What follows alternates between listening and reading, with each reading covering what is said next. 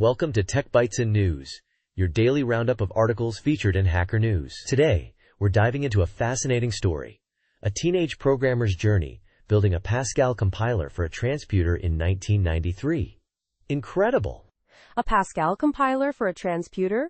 That sounds intensely technical. I'm already hooked. What makes this story so unique? Well, it's not just the technical feat, it's the context. This wasn't some high-powered lab. It was a teenager, 14 years old, working with his father's homebrew transputer setup. Imagine the resource constraints. $500,000 Mexican pesos for a single transputer chip in 1992. Wow!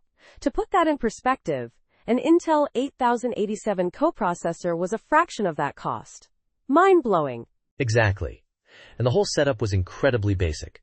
A T805 transputer, 32K of RAM, serial communication only. No fancy IDE, no debugging tools, just raw ingenuity. He started by writing an assembler in Z80 machine code, can you believe it? An assembler in Z80 machine code? That's hardcore. So he built the tools he needed from scratch. Amazing. What about the Pascal compiler itself? That's where the real story unfolds. He started with a tiny Pascal compiler from the Byte Book of Pascal, adapted it for the Z80, and then the real challenge, translating P code to transputer assembler. It was a monumental task. And the challenges didn't stop there, right? I mean, the transputer had this unusual instruction length, varying from 1 to 8 bytes. That must have been a nightmare to work with. Absolutely. He had to completely rethink his approach to assembler design.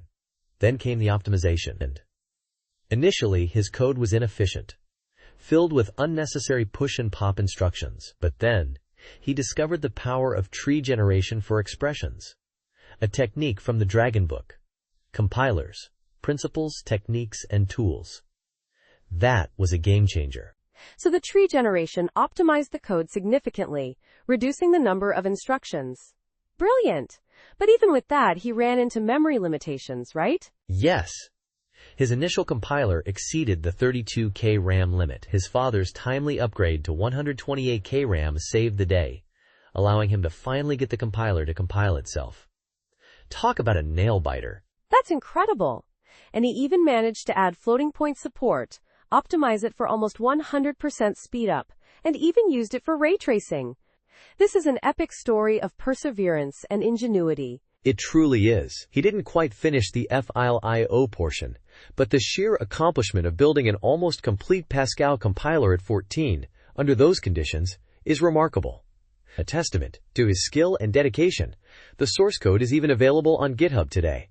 This is a fantastic story, a true inspiration for aspiring programmers.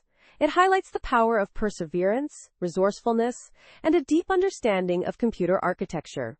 Absolutely amazing. Absolutely. And it's a reminder that even with limited resources, incredible things can be achieved with passion and dedication.